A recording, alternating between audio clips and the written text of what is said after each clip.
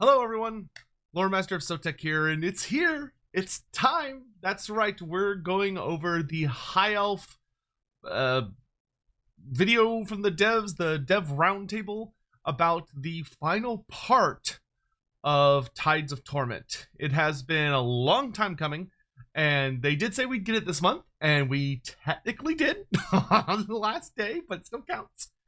And we're just gonna jump on into it. I am very, very excited for this.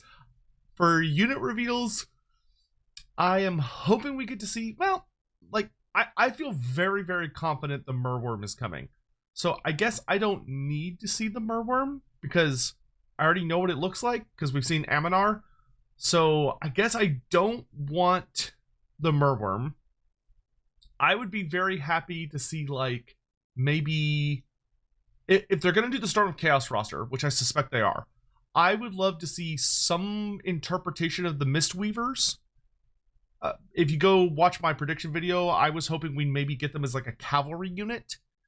And then I would also very much like to see perhaps the ship's company, because I'd be very curious to see how they would function and what's going to like separate them from other high elf infantry. But I'm not going to waste too much time. Let's just hop into it. Looks like we've got about 19 minutes. Also, if you don't want me talking over it, go watch it yourself and then come back and watch this one. I'm Senior Community Manager here on Total War, and today I'm joined by familiar faces. Nastya. Rich. Hi everyone. Oh, Rich is here for this one. I'm Good old Rich. a lifelong Warhammer fan and love Rich. working on the series for He's quite a some time. giant. A lot of fun. Rich is so Milcho? big, dude. Yeah, hello. I'm Milcho. He's a I'm huge the guy. lead battle designer Milcho, on Tides awesome. of Torment, here to bring you all the news about units and battles and all that cool stuff.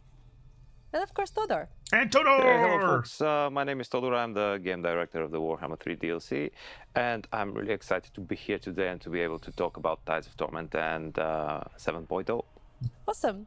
Great, Well, let's as get you into just it. mentioned, today we're going to be talking a little bit more in detail about our third faction of Tides of Torment, which is High Elves.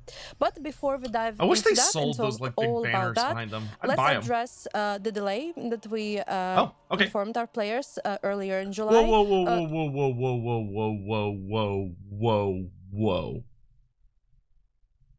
Why is there a Dreadmaw on the table? What's he doing here? What's he doing here? Why is there an unpainted Dreadmaw just sitting there? I mean, it could be the Slanesh monster. Could be a Norska monster. I mean, Norska we know is getting the Chimera. It could be the Slanesh monster. I would prefer it wasn't, because the Dreadmaw doesn't have anything to do with Slanesh other than it's a big snake worm thing. But it's also doesn't have a ton to do with Norska, so it could be in either one. But Dreadmaw, but who are you for? I could see the argument either way, because I could see, oh, it's a big snake thing, so it could go with Slanesh because big snake. But like Norska is also more about like monsters of the chaotic wastes, which the Dreadworm does live out in the chaotic wastes. I mean, it's more heavily associated with the Darklands because it has a relationship with the Naga of Koresh, but like, you know, if the Naga are coming, they're not coming anytime soon. So that's super interesting. I feel like that pretty much confirms we're getting the Dreadmaw, but I don't know who's gonna have it. Todor, can you share a little bit more about that decision? Yeah, absolutely. First of all, we all realize that these have been a bit of disappointing news for our players. Take all the time you need, guys. The reasons why we opted all for the time a you delay need. is that we brought the DLC to a playable state. We started playtesting it, we got feedback, and it turned out that it wasn't hitting the quality bar that we had set for ourselves. And this is why we needed more time to ensure that the first day experience for our players is the one that they would like to see. So to translate that from CA speak to it being normal speak, basically what Todor is saying is that it wasn't fun. Like they finished developing a version of at least some of the campaigns, and it got to like QA testing and stuff. People must have been playing it and said, we're not enjoying this. This isn't a good time. So I do think that delaying it to make something fun is definitely the better choice. You know, we don't want another Shadows of Change situation where it comes out and some of it's good, some of it's not, and then there's like a whole hubbub. It's much better, I think, for them to delay it by a couple months, and it sucks because clearly they had to go back and redo a lot in order to build back up to it being finished. But if it wasn't fun to play, then they shouldn't release it. So ultimately, it sounds like the right choice, even if it is a frustrating thing. Yeah, absolutely. We know that every character and faction that we add to the game is so important. Everyone's got their favourites, and we just want to do them right and do them justice. So it'll be great to talk about High Elves today and what we're doing there, and how we're bringing a few little extra bits in, sprinkling some extra magic, right? Yeah, we're excited by it. Todor, do you have a release window for us? Well, right now we're thinking about releasing Tides of Torment somewhere in late October. Thanks Late so October. much. Thank you for the update. Stay So late tuned October, for early more November information on our ballpark. socials. Back in July, we So we're revealed probably that like Aislinn is indeed our third legendary lord for 2 months Tides away. of Torment.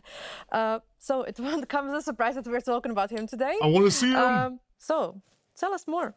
Oh, he's one I've been waiting for so long to get my hands on to The most get into the racist game, 'cause he's high quite elf. different to the high elves He that is we've currently got. competitively racist.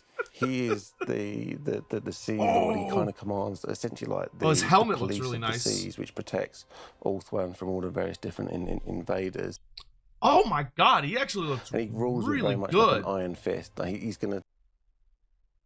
Oh, I love the hat. Look at all the like fin stuff. He's got like the Vam braces, got like big fins coming off him. He's got a gorgeous helmet. He looks. I know that's. I can already say what he looks like in game. I wish this is what the elves look like in game. Unfortunately, the tech they use to build their models ultimately results in our elves looking very, very human. Because like this looks incredible. Like this looks like an elf. That's not what he's gonna look like in game. Just because of the tech they use. But luckily, we're not all that zoomed in, so it's whatever, it's fine. He's gonna take people that. Yeah, like his face looks very, very different. But his, I care more about his armor, and his armor he's a looks tough gorgeous. cookie, and he comes with I love all sorts of the interesting dagger and the sword. Based bits and Yeah, pieces. that which face. I know. That is we've not been an elf enjoying face. working on. Yeah, His armor is quite a so bit. pretty. What I really like about Aislinn is the fact that he is it's so efficient pretty, and to the point where he's just being brutal. This actually is a very, very big deal for elves because Aislinn, as they're calling him, I always say Aislinn, but Aislinn is a very, very, very important character to the High Elf storyline and the High Elves' influence on the rest of the world, but he has never been given a model. He was given a piece of artwork by Cubicle 7, but obviously Cubicle 7 is a licensor, not the core studio. Games Workshop themselves have never given him an official design.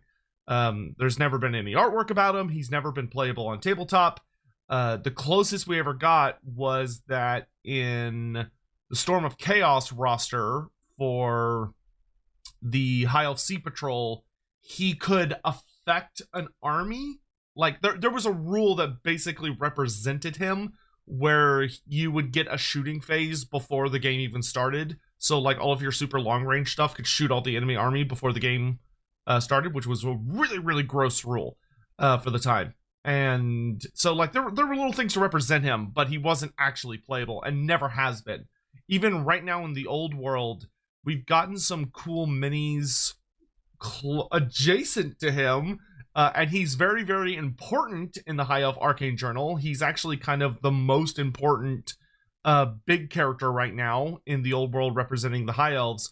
but he's currently not playable and does not have a miniature. So this is a very, very cool design. I love his armor and stuff. If we got a mini that was similar to this, I would be elated. Is the fact that he is, efficient, and to the point where he's just being brutal to the enemies of Ulthuan. He's also single-minded and just going after Iceland is a believer of his strike target, first, which usually is policy. a real or a perceived threat to the High Elves. This dude burns down Norscan on top of villages that, like it's a is competitive master sport. tactician and a master warrior in his own right. Yeah, but he really does think that. I'm curious what weapon. Like, I mean, offense we see is that the big best sword, but I'm defense. curious what his And like. preventive Okay, strike. the Dreadmaw moved. They're teasing me with it. They're teasing. Look, it's looking at the camera. It's pogging at me. Because earlier, look at this. Look at this.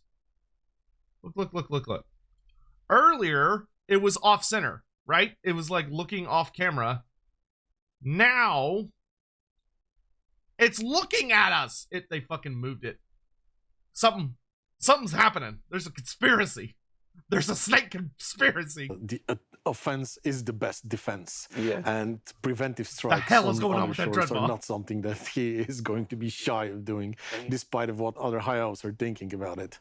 Yeah, we are trying to represent that in battle as well, where he is going to be one of the good dueler characters, Cool. wielding two weapons, one in each hand. Oh, But dual we're also wielding! keeping one of his most iconic abilities from the tabletop, where he's able to buff up archers and make a really Is he the first dual wielding high elf legendary? So Emmerich's got his lance. Tyrion is just one-handed sword. Teclis is sword and staff. Alariel is magic powers and staff. Alithnar is sword and bow. And is that everybody? No, Eltharion. Eltharion is sword. He's not dual swords. So yeah, I think he is our first dual wielding legendary lord for the High Elves. Actually, I think he might be the first dual wielding character for the High Elves. Because I don't think any of the other characters dual wield. They all have like a bow, and they all have like a shooting weapon and a single sword, or they've got like a two-handed weapon. So awesome. New fighting type for the High Elves. I really hope him and Lokir just look crazy fighting. It'd be very, very fun if him and Lokir Fellheart had some matched animations. He looks great though. good use of them and make the enemies suffer from I do range. like it that instead of them He's being gonna be quite equal, awesome. he's got You'd like a to take some of main that beef sword and then to he's got a knock you out, dagger, I'm sure. Oh yes. which is cool. Especially Or like in the quest like a- battles that he's going to have. Oh, I think they just mentioned That's, Lokir actually. That's one of the things Hold that on, we go back. Especially in the quest battles that he's going to A little have further. to make the enemies suffer from range. He's going to be quite awesome. You would like to take some of that beef to Lockyer, I'm sure. Yeah, Lokir Fellheart, cool. Especially in the quest battles that he's going to have.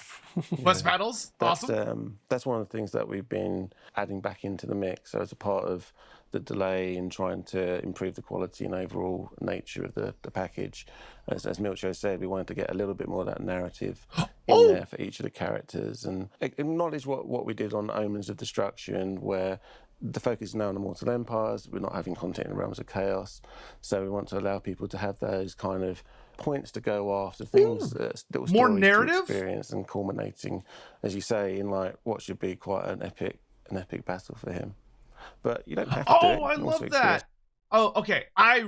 One of my biggest complaints with Thrones of Decay and Omens of Destruction was that, in my opinion, they were too sandboxy. Like they didn't have really any narrative at all. There was no like big finale battle. Like Shadows of Change at least had some fun storyline battles. And they each had like a big finale battle as well. I was pretty let down by Omens of Destruction and Thrones of Decay. Except, well, Thrones of Decay, I enjoyed Malachi stuff, but like I was pretty let down with Elspeth and Tarmakon, because I was really hoping they were gonna have like a big finale battle over like a new Nuln map where we get to see all sorts of like crazy cool stuff, and they ended up just having nothing that let them like fight each other, and I was really disappointed by that. So hearing that there's apparently going to be multiple quest battles and that it's going to be narrative driven for the Tides of Torment characters, I'm very, very excited to see that, because I love the narrative stuff. I prefer the narrative stuff. It gives you something to focus on in your campaign besides just paint the map your color. I want something to like aim for, something to try and do. One of the biggest criticisms I had going into Warhammer 3 was that I understand why, but I was really disappointed that they got rid of all of the storylines for the quests. Where like when you're going to get like your magic item or something, there's a series of steps you have to go that take you on different places across the world, and it's like it's a journey to get your quest items. A lot of people just didn't like doing it because a lot of people just wanted to rush to the end, do the quest battle, and get the item, and I think that has kind of been a massive contributor to a lot of the complaints we see nowadays, that the campaigns are too fast. In the sense that, like, a lot of people by turn, like, 30 or 50 have already gotten, like, their most powerful army, and they've already basically done everything, and they're like, oh, well, I have my Doom stack, and there's really no point me playing the campaign anymore because there's nothing left to do, because a lot of the things that took longer to do got removed because people complained about them.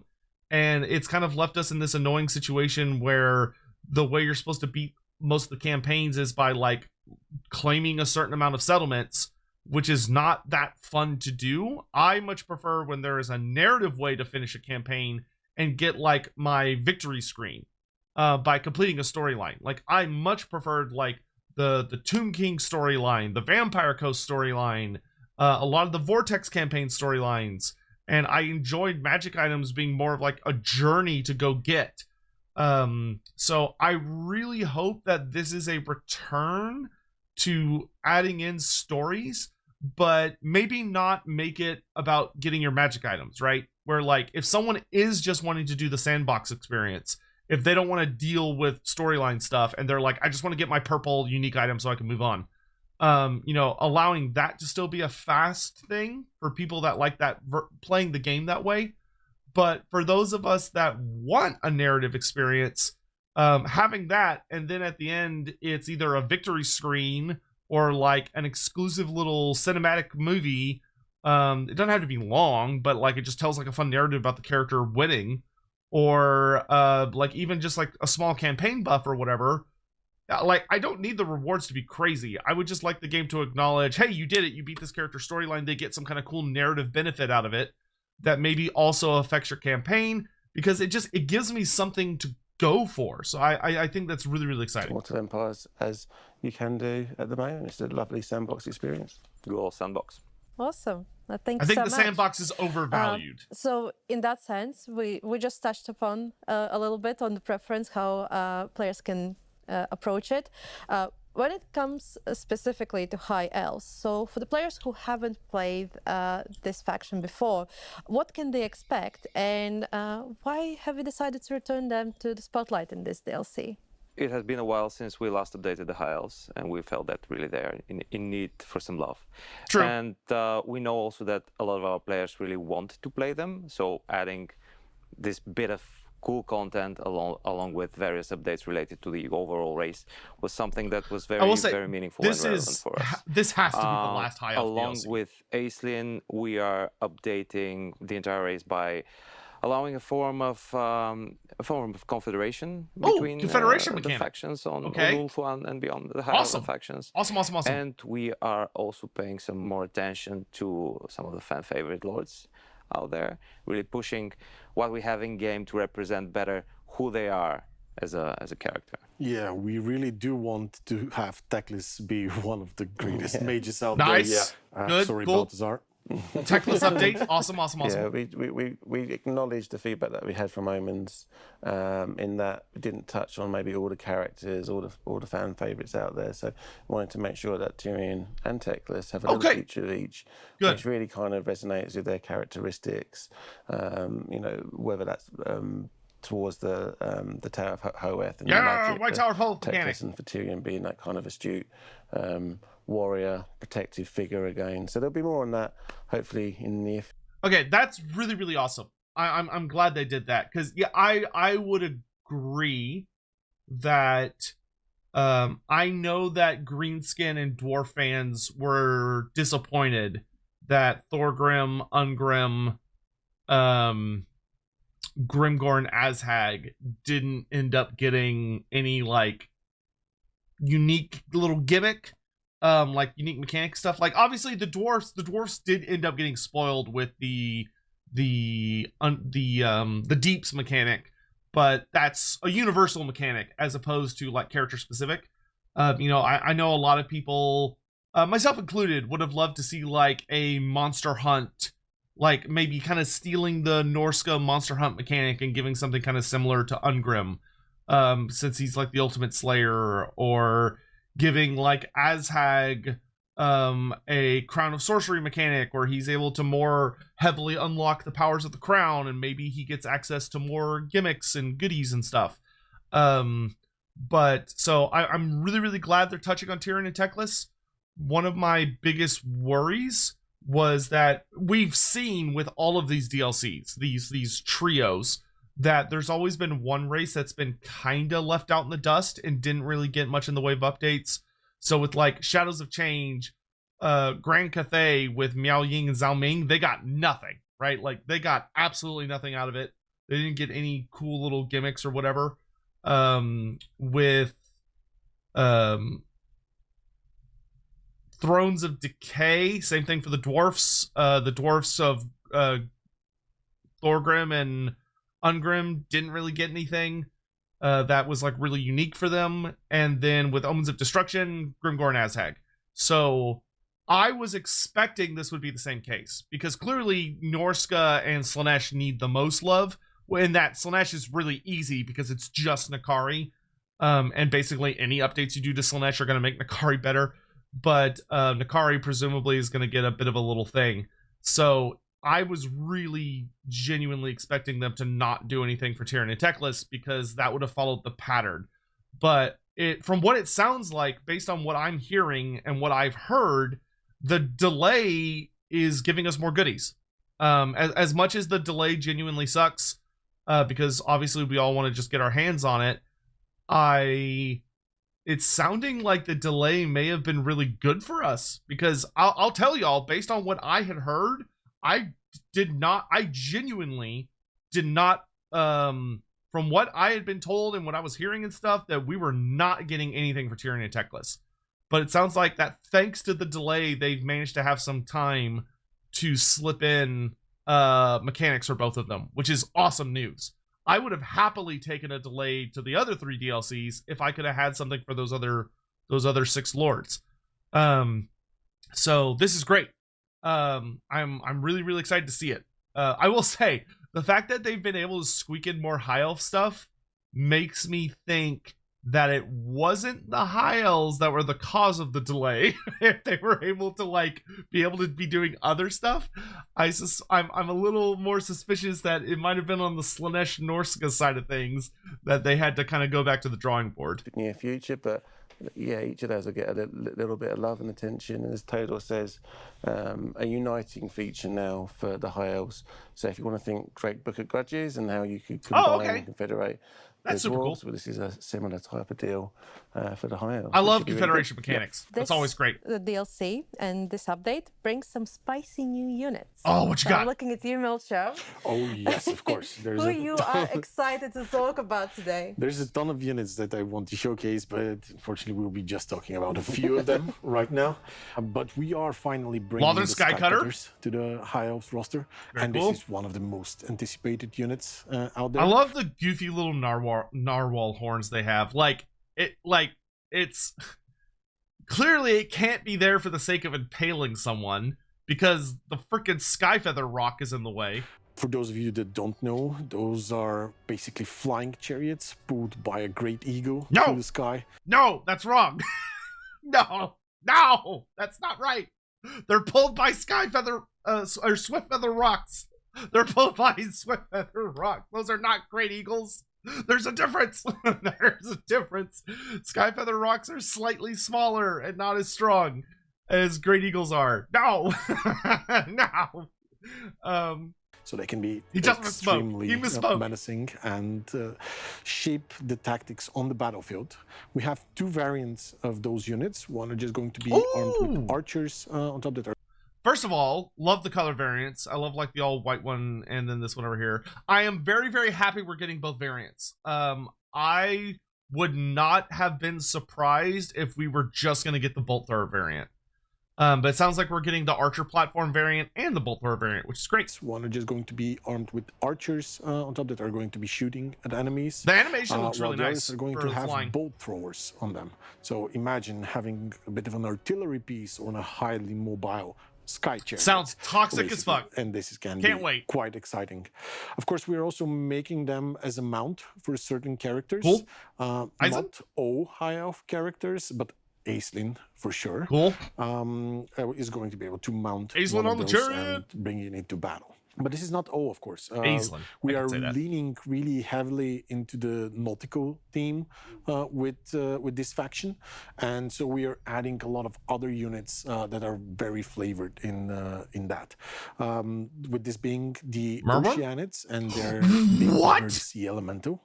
So basically, What? these are water-based creatures. The Oceanids. Holy fuck!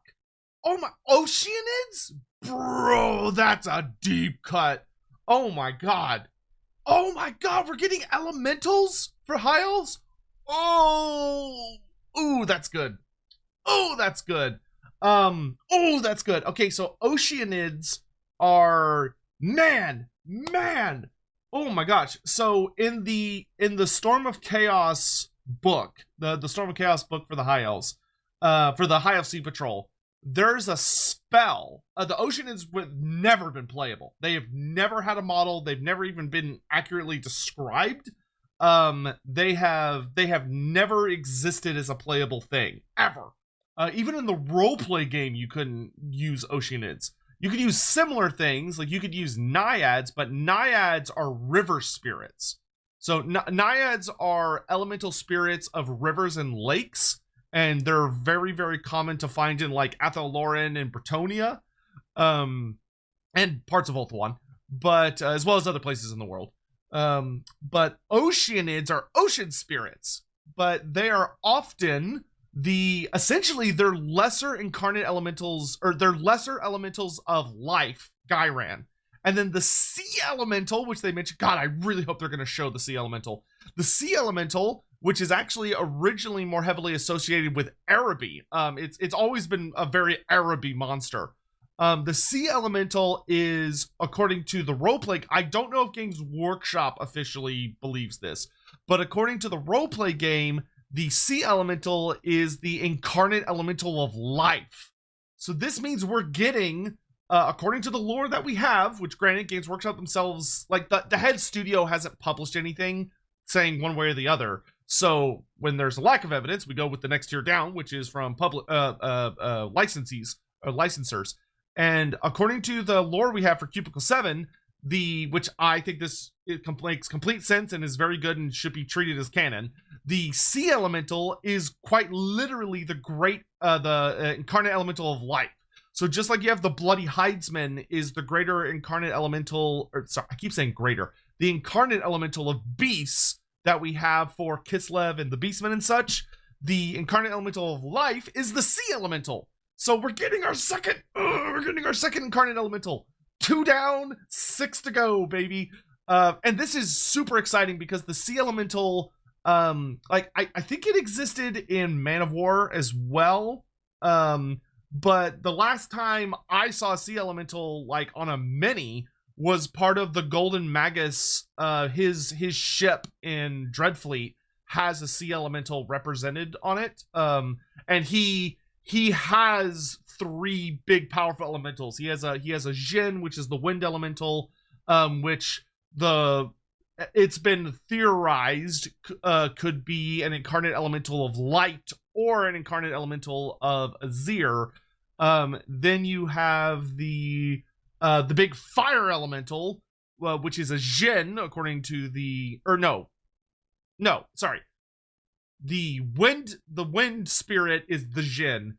The fire elemental is the Ifrit, and the Ifrit is obviously the incarnate elemental of fire, or Akshi, which actually does have a playable profile, and there's been a couple of different designs for it over the years, even from the tabletop games, and the roleplay game, which have different versions of it. And then he also had a sea elemental. So this is so fucking cool. Our monstrous infantry. Nice. Designed to take the blunt force of enemy look attacks. At the eagle head, or like the. Because, oh my god, they're like. So we've got like the horse head, which is obviously like a very Poseidon reference, but like because it's the influence of Ulthuan, the elves, like, you know, big elemental spirits for them, you know, are going to be things like their eagles and birds, the horses, dragons and such. Them being look made at the out of animation! water, they are highly resistant. Oh, that's to so certain types of damage. fucking So I sick! do suggest you bring some magic attacks against them if you want to be fighting them. And so the sea cool. elemental. What the fuck is that? Holy shit! Well, there's your dragon headed. Oh, the sea elemental looks fucking amazing. Oh my god, I would never have predicted these. I like they're so off to the side. Wait, okay, so high elves. So we're looking at Lothern Skycutter, which has 2 variants. Oceanids as monstrous infantry, Sea Elemental as a monster, Merworm as a monster, and then I would guess Ship's Company, or maybe Sea Rangers. Oh my god, like, wow, there's a lot more monsters coming to the High Elves than I expect. High Elves have so many monsters, but holy fuck, I'm so excited. I do suggest you bring some magic attacks I'm against so them. excited. If you want. Oh, they look so them. cool. And the sea elemental himself. Look at this also fucker. Kind of this big monstrosity that is extremely good against enemy infantry. Also having that special resistance, being an elemental as well, made out of pure water. We've made some incredible animations for it. Oh my god, that poor horse. Holy fuck. Oh my god, that poor horse. That horse is just like drowning in the vortex. For all of them to make sure that they really stand out my god. on the battlefield. And I really oh my god, he just can't wait fucking for ate you it to see them in action, because they can look quite amazing. It looks so fucking cool. It looks so fucking cool. Oh my god. What the fuck, dude? It looks so fucking cool. Look at that thing. Oh, it's even got more of like the beak draconic head. Oh my god, I love this so much. Holy shit, I love this so much. Oh, I'm so happy. Oh my god, I'm so happy. I'm losing gallons to make sure thing. that they really stand out god, on the it looks so battlefield. And fucking I cool. really can't wait for you to see them in action, because they can look quite. Bro, I want please, Games Workshop. Oh, please give us Araby, guys. Let CA make Araby. We've got the fucking elementals, dude. Like, the Kadai have given us fire elementals, which they could very easily like adapt into like the lesser elementals of fire, and then like the big incarnate elemental of fire. So like the Ifrits being the monstrous infantry version, and then the incarnate elemental of fire being the big version. And then we've got the sea elemental right here, and then all we need would be like the wind elementals. Like, we've almost got the trio for Araby. Like, this is we've got half of the trio, because we've got the monstrous infantry flame boys. Now we've got the monstrous infantry and the monster water boys. Now we just need the monstrous infantry and monster version of the wind boys, and then the monstrous fire boy. And like we're golden. We're golden. And then we just need like camels. and we're basically done. Oh my god, dude.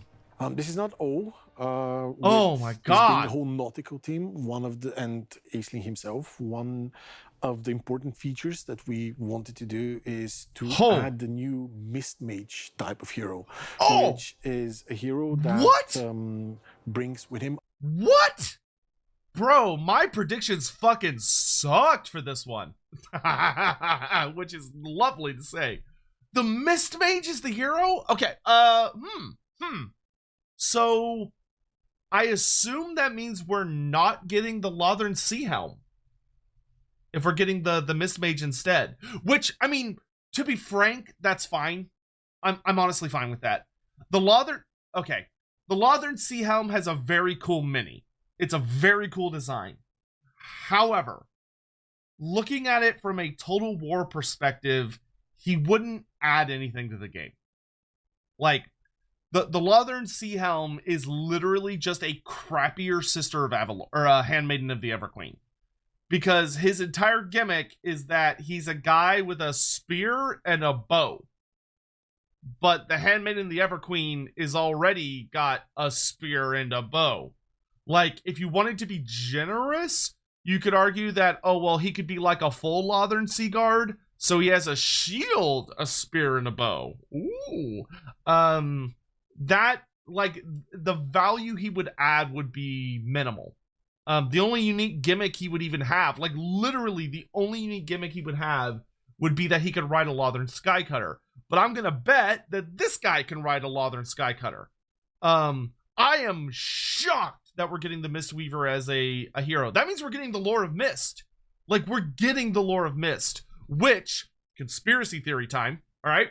Put on your tinfoil hats.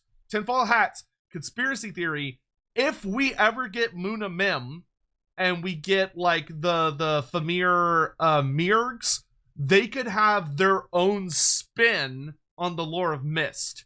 Except for theirs, because like, theirs obviously, I'd rather it be like the Lore of the Fens or the Lore of the Bog or whatever.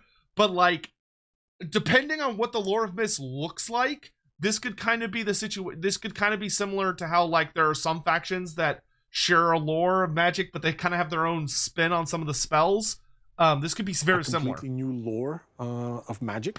Lore of Mist, baby! The Lore of Mists. Lores Lores in the Warhammer universe can manipulate the winds of magic in different ways. So what you can expect from this lore it's kind of is chunky for a high elf. A bit of a supportive caster that is able to buff up your ranged units specifically quite well, allow your units to move through the shadows, gain stealth, surprise enemies, open up completely new battlefield tactics as you play, while also debilitating some of the enemies, and even summoning a unit of Oceanids out of nowhere just to block an enemy charge. Oh, that's so cool! Holy shit! So, I never would have thought we would get a full Lore of Mist. Never. Because it only had 2 spells. Tabletop, there were 2 spells. That was it. It was a very, very basic bitch lore. So, jumping it up to 6 is crazy. And this also means we have 2 ocean lores now. So, you have the Lore of the Deeps for the Vampire Coast, but now we have the Lore of Mist for the High Elves. That's really, really cool. And I...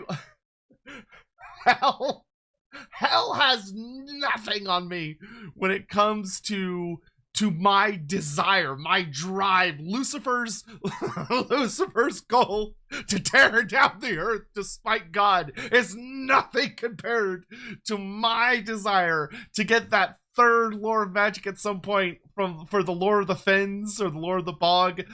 Give me my 3rd water feature lore for the Famir. So Norska has their own unique Lore of Magic. Give it to me! Give it to me! Oh my god. My greed, it's just endless. Have them wherever it's you endless. Need in the battlefield. It's Holy going to be a shit. really great new way of playing. Dude, High Elves of the Summoning Lore is going to go so hard. Elves. And we are excited for you to see all the effects and how we I'm so ready. Those spells. I'm just inject it straight up my butt, dude. Really, like, I'm so ready. High Elves are so associated with magic. I'm so ready. They've got their own bespoke lore there to play around with. So High really Elves. Cool so this means High Elves are going up to 10 lores of magic. So High Elves now officially have the most lores of magic out of any race in the game. What in a perfect world, hopefully at some point they'll be tied with the Wood Elves, because the Wood Elves should have all 8 battle lores, and then High and Dark so that will take them up to 10.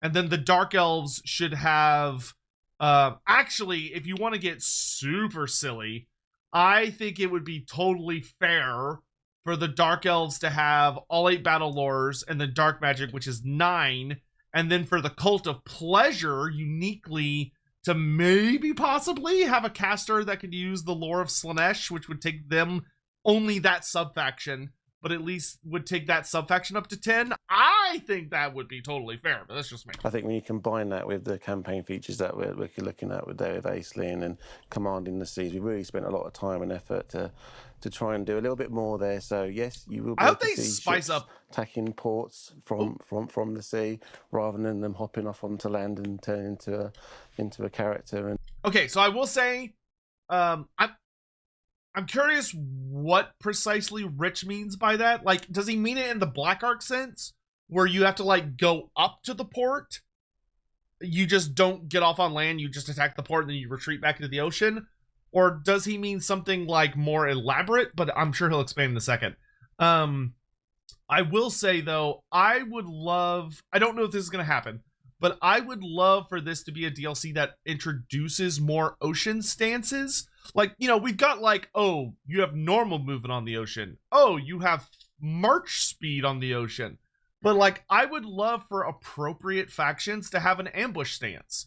Like, I think Dark Elves, Vampire Coast, High Elves, maybe Norska.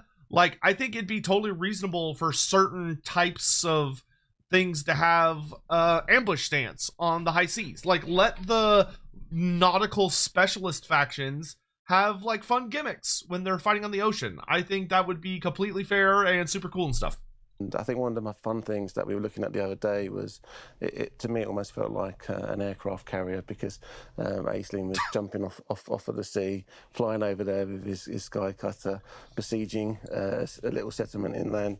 Yeah, it felt very thematic, shall we say? Yeah, a mist mage mounted on top of a sky cutter, just masking all the other troops that are. Okay, so the mist mage being on the sky cutter, that's literally all the Sea Helm would have done. So I would wager we're just not getting the Lothern Sea Helm, which I think is completely fine. He doesn't do anything that is really that interesting. Like it's a beautiful sculpt on like the tabletop and stuff, but I don't need it. I don't need it. As a Mistweaver just adds way better variety as a support character. Being like, oh, this is like a unique lore of magic and stuff. Than that. Moving through the ground and attacking the enemies when they're least expecting it. That can be quite an awesome. Ah, God, I'm so fucking Mist excited. magic buffing archers stacks nicely with Aisling's ability to buff archers. Yeah. Iceland sounds like Iceland sounds like he's gonna have toxic as fuck archers. A very interesting way of dealing with enemies. From far away. I love it. That sounds amazing. I'm really looking forward to Sky Cutter. That sounds like a Jeff kisses. Change my shorts after this. With this update, we have revisited some plans for Slaanesh and Norska. But what have you updated, and what else you are working on? We're working. Okay, so what they just said, to translate, what they just said was Slaanesh and Norska probably were causing problems, and we've redone them, which is why we had to take another 2 to 3 months. On quite a few different things at the moment. For Slaanesh, we're just doing a general pass of things like text, buildings, all the good stuff that people enjoy and do. We think they're in a pretty good state at the moment. Good. Obviously, you at home can tell us otherwise. But yeah, we are looking at things around cults and if we can do any improvements there. Again, things around unholy manifestations. So just trying to tighten up what we've got there as the core experience. But we are adding some cool little nuggets to the DLC itself. Yeah, we are adding a new unit to Slaanesh. What? Which is actually going to be Dark Elves that are devoted to Slaanesh, and What? that's why they have been Devotees? shunned away from the Anointed? other Dark Elf factions. And we're talking about the Devotees Slaanesh. They're going to be I'm so good at this. that are going to be Holy very I dangerous don't in like this Battlefield. concept art. We These are look are also very adding weird a looking dark elves. variant That looks more is- normal. Oh, thank you. Thank you. Hopefully these better be available to the Cult of Pleasure as well. They gotta be available to the Cult of Pleasure as well. They have to be. Oh my god, we're getting. I will say, okay, my only criticism is that they're a bit normal looking. In the well, granted, I'm kind of thinking of the Anointed, in the Storm of Chaos roster for the Cult of Pleasure, which is where Morathi's Cult of Pleasure faction comes from, there were 2 new things added, which were the Devotees of Slaanesh and the Anointed of Slaanesh. And basically, the Devotees were more of like the unit version, and they were elves that a really, really long time ago had like given themselves over to Slaanesh, and they were like really scary and shit. And then you have like the Anointed, which were the Lord level version, and they were like horrifically powerful. But one of the things that was cool was that elves are very, very resistant to physical mutation. It takes so much to physically mutate an elf, which is why T'Kalla is like so crazy, because T'Kalla is like an actual heavily mutated elf, but she's kind of unique in that sense. Most elves are not like that. Like the Anointed, despite the fact that they have spent thousands of years dedicating themselves to Slaanesh and they're super crazy and stuff, the only mutation that they have is their skin color. So they have different kinds of skin. So some of them are said to be so translucent that they appear like almost like blue or purple-ish skin color, because you can like see through their skin and see like their blood and all that stuff. And others, their skin has darkened so much that they have ebony skin. So they're like this really crazy, like really dark black skin that almost looks like dark stone. Because that's how the corruption is manifest. Now, some of them look normal. Like some of them just look like a regular dark elf, but they have black eyes. But it's not because their eyes are black. It's because their pupils are so dilated that it like basically encompasses their entire eye. Which is gross and terrifying, but it's because they're so like sensory, like all the time. Because Slaanesh, I am elated to see these guys. I would love to see them look a little weirder. Like I would have loved for them to be given like a really exotic skin color, like ebony or kind of bluish tinged or purplish tinged, to really be like, yeah, these guys are like super fucked up. But I am also fine with them looking kind of like regular dark elves that just have Slaanesh stuff on them, because technically that is accurate. Like they're not wrong. This is not a wrong depiction. It's just a matter of preference. Okay, I was sorry. I was freaking the fuck out. I have to go back and hear what they were actually saying. Be a very good anti-infantry, and that's why they have been shunned away from the other dark elf factions. And we're talking about the devotees as well. Yeah, I will say, so for anyone curious, these guys should not be available to most dark elf factions. Most dark elves do not tolerate the followers of Slaanesh. The worship of Slaanesh is forbidden in Nagaroth. It is strictly forbidden, and the vast majority of dark elves will kill you on sight if you're a chaos cultist. The exception to this is Morathi and her shenanigans, because Morathi is above nothing and will use literally anything and everything to get what she wants. So she is more than happy to allow chaos cultist elves in her periphery, which is why she has access to Slaanesh demons. Something I really hope to see for this update, just because Slaanesh is a part of it, is that I really think that Morathi should get these guys, and she uniquely has access to them, and they come as part of her Slaanesh building that she has that's unique. But I would also like to see her get access to Keepers of Secrets, because she had it. Hers is a 135 tier building structure, if memory serves. I think it's 135, and I want to say it's Demonettes at tier 1, Fiends at tier 3, and then it's nothing at tier 5.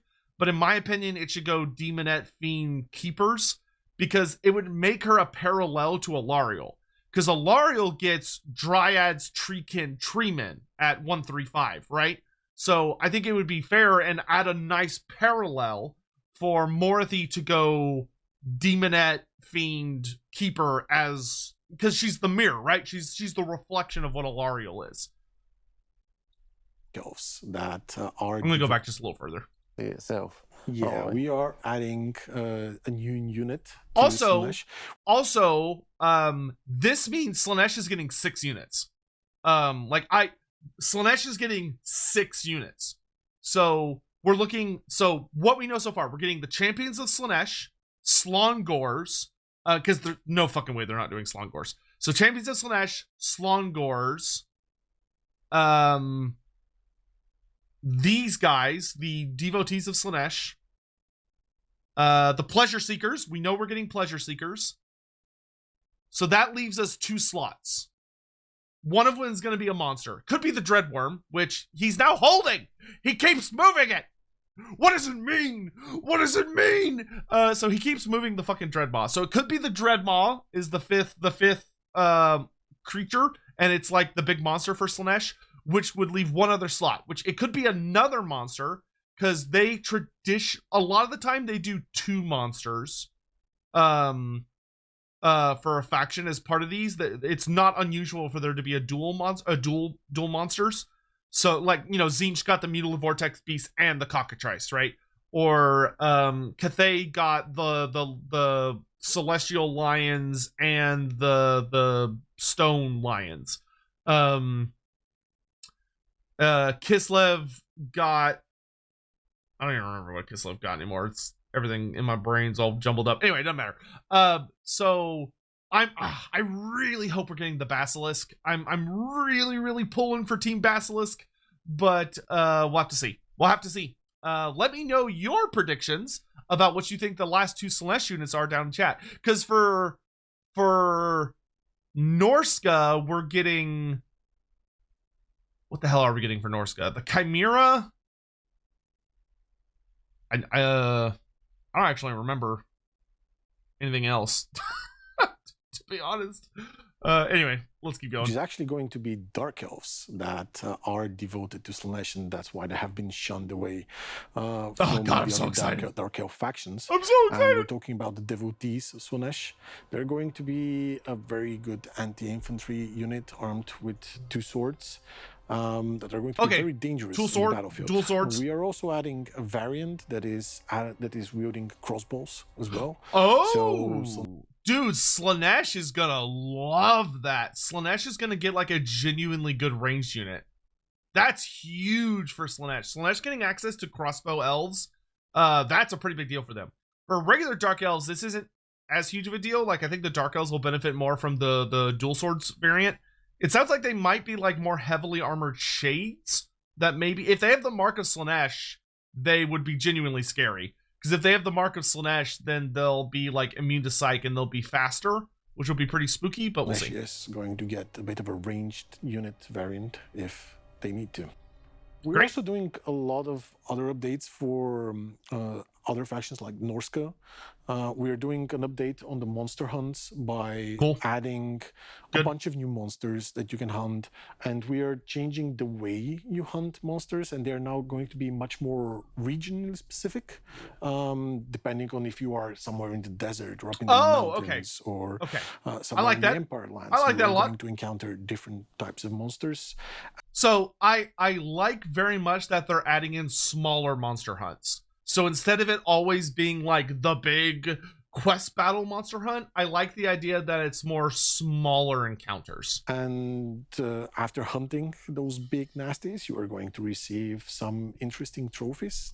I will also say I love the idea that they're adding in casual, like regular monster hunts instead of like the big named monsters, because with the smaller ones, A, it means you can have a borderline infinite number of them. B, it means it'd be a lot easier for Ungrim Iron Fist to cannibalize that mechanic sometime later down the line. I'm just saying. To unlock different abilities that you can then use in battle to dominate your enemies. It's not all we're doing for Norska. We do want to have their identity of this faction that goes around the world to pillage. And so, yeah, we're doing updates there. We were trying to picture in our minds that the entire process of, the Norskins coming and marauding and take. Hello, I'm back. Sorry, for some reason, it got all messed up. This sort of Anyway. logistics around the loot from someone's poor settlement, likely an empire settlement. One more thing about yeah, I'll be interested to see how they try and make in particular sacking and something that might looting be feel interesting to more our players interesting. is when you get sail, you in fact get every Norskins unit, right, Mircho? Yeah, that's correct. Even though Norska was originally a DLC faction, if you get the Sail faction pack, you are still going to receive all the units that originally were released, like all the Marauders, the Mammoths as well. So you can really feel like a Norskan. Yeah. That's very, very good. That's very consumer friendly. That's super consumer friendly. I will say that the kind of funny thing about that is that if you are someone that this is your first Norska DLC, it means the only reason you would get the original Norska DLC is for just Throg and Wolfric. That's it. That's all you're gonna get. So you would definitely want to wait until they're very on sale, unless you just sale. Ha ha ha, pun unintended. Unless you just fucking love Norse Gunner, like, oh, I need more. That's because if you already own the DLC, this DLC or the sale pack is still good value because you're getting sale and all the DLC units. Whereas if you're getting sale, you're getting the entire Norska roster. You're just missing the 2 legendary lords. So that's very interesting to me. That it's very consumer friendly though. That's right. But if you want to play as Wolfric or Throg, you're still going after the original DLC to have fun with them. And so wait till it's on sale if you're doing that. And improvements too as well. So Throg if you get sale, wait for the sale. The King of Trolls, which you might have heard about before, and obviously Wolfric's got his famous sea fang to zip him We'll around say in the his new ship Throg around voice. the world. Ace. So, yeah, they're going to be good too. Ace. Yeah, can't wait for Seafang specifically. Speaking of Sail, is there anything specific in the works for him? Well, He Sail looks so still this kind of good. cunning and manipulative character that can surprise He looks his so good. neighbors and his friends, let's say, with underhanded actions. And as we mentioned about Aislinn, as Todor says, he does get his own narrative as well. So all 3 characters now have that as a part of their campaign feature set. Okay, so all 3 characters are getting major narrative. Awesome. Oh my god. Okay, I'm gonna be blunt. To me, this is sounding like the best of the quadrilogy, of the Chaos quadrilogy. Like, honestly, granted, we have to wait till we see it. We have to wait till we can play it. It's always possible that we'll play it and it'll suck. Hopefully not the case, but it's possible. But it sounded like for the way I like to play the game, this is sounding like it is going to be the best of the 4, which is really exciting. Honestly, it sounds like the delay is going to be really good for us in the long run. I mean, think about if with Shadows of Change, instead of releasing it the way they did, imagine if they had delayed it to when we got like the update, or like delayed it a few months and given us everything that was in the update and stuff. Like, they could have avoided so much backlash if they had done that. Specific to them. Oh, that's very nice. Great. Awesome. I bet our community going to be really excited about that. Dreadmaul's back on the table. This motherfucker's Do we moving. have anything prepared for the Kala? Yeah, we've been going a little bit back to the drawing boards on her. Okay, so yeah, okay, so wasn't quite right, wasn't quite what we wanted. I mean, so she's Takala a had to be brutal redone. character. She's wielding 6 swords, so she's there to do business, and she's going to be doing that now through the campaign, through a feature around decadence, where her goal is essentially to create these really opulent pleasure palaces. And to do that, she's going to be using the thralls of the regions to sort of help create and build those, whether that's come from her war pits or from her thrall camp. So she's a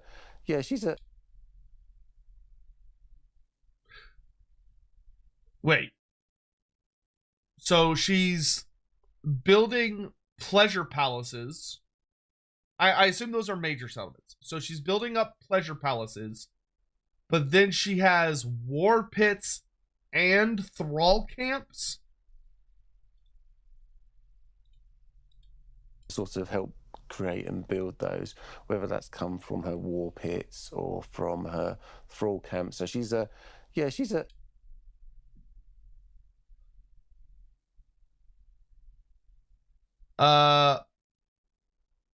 Is this like a... I can't tell if what Rich is saying is a mechanic, like there's like a thrall camp menu, or if this is more of like a chaos dwarf situation where minor settlements can either be war pits or thrall camps. I'm not sure which he's saying.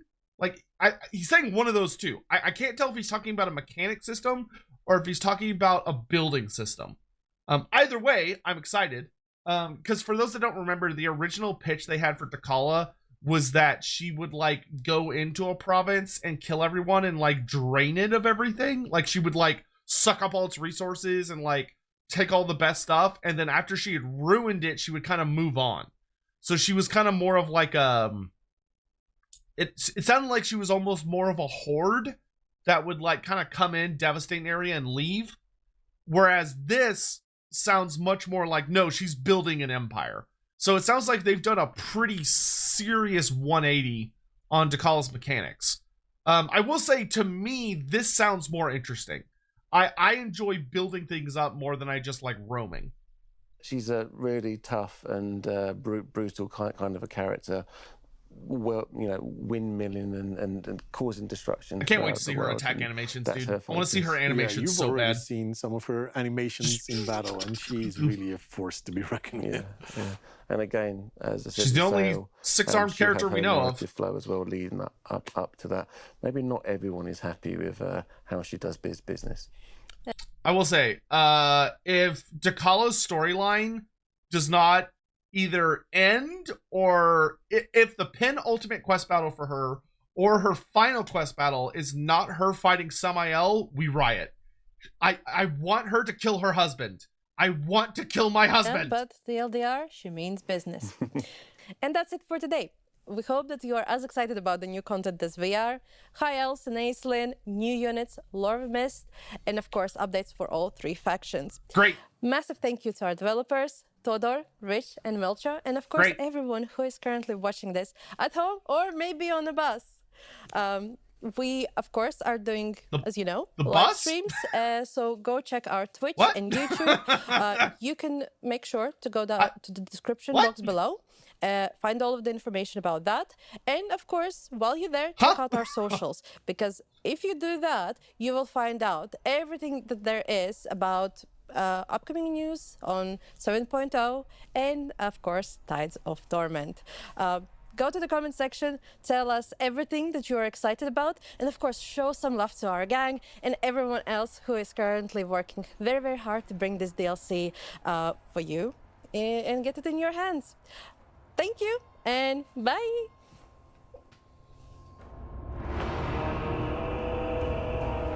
Hashtag Dreadmaw Conspiracy. Hashtag Dreadmaw. And that's it for today. Thank you so much for everyone who joined us today. Todor, Rich, Milcho, and thank you there we go. We have a blooper. Made to the end. Okay. Fantastic. This one was amazing. Showing off animations of like the sea elemental and the oceanids, which was a genuine shock to me. I don't know what the fuck's going on with the Dreadmaw, but it looks cool just sitting there being all ominous. Oh my dude, that concept art. I need it. I It would make such a good tabletop mini too. I'm elated. So, all right. So as things stand, we're looking at release in late October, so 2 months. But the good news about that is if they do land in less than 2 months actually. If they do land in late October, that would mean that they're gonna start showing things off in like early October, because they'll probably want to do 3 weeks of build up. Probably 3 weeks of build up, one for each faction. So we're probably looking at, we'll start getting like the actual trailer and much more like hard information with like all the units and everything, the Steam page and all that jazz, probably in the next 3 to 4 weeks. So we're almost there. But fantastic, beautiful, wonderful. I'm glad. I will say, I think it's much easier to swallow the delay with the knowledge that they've taken advantage of the delay to do things that they were not going to do. Like, I cannot reiterate enough. Tyrion Teclis were not going to get goodies. Now they're getting goodies. Slaanesh is getting a 6th unit that we weren't going to get. And which is also going to be coming to Morathi. At least it fucking better. I am elated. Oh, so, but as a quick recap, we're looking at, for High Elves, I still feel confident that we're getting the Anointed of Ashurin as a Lord. We're not getting the Lothern Sea Helm, but we are getting the Mistweaver hero, which is I would have never predicted that, because I just, as far as I was concerned, there wasn't enough to make a lore. So the fact that they're doing that is genuinely shocking to me in the best way. And then we're getting the Lothern Skycutter, which does have 2 variants. The Sea Elemental and the Oceanids confirmed. I feel pretty goddamn sure we're getting the Merworm. I would be willing to bet, if anybody in chat wants to bet money against me, I'll take you up on that. I will gladly take all your money if you want to bet against me on that. And then the last unit I would guess is going to be something like Ship's Company or Sea Rangers, to be like a regular kind of lower tier infantry unit.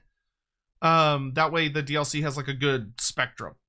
And if they do the Anointed, then the legendary hero will almost assuredly be Caradryan. Then for Norska is a big mystery. Like, we know the Famir Noble is the hero, which I have mixed feelings about, because I'm not going to wax lyrical on it. That's not important for this video. I'll just leave it on the High Elf stuff. So I'll say I'm very excited. I'm very, very excited. I think this goes in a really great positive direction. I think the fact that they took advantage of the delay to add more material is fantastic and is very, very good. All the reveals were fantastic. It was really nice to get to see some actual animations. I hope that they use the upcoming weeks to drip feed new information. Like, if we're truly like 6 to 8 weeks away from release, I really, really hope that we're to the point where they're going to start maybe like showing 1 new unit a week or something like that. Like, maybe show us a new Norska unit next week, and maybe like something the week after that. Just to give people things to look at while they're waiting. But please do let me know what y'all think down below. I am not sorry that I turned a 19-minute video into an hour and 10 minutes. You're welcome. But anyway, I'm gonna get out of here. Thank you all so much for watching, and I'll see you later. Bye.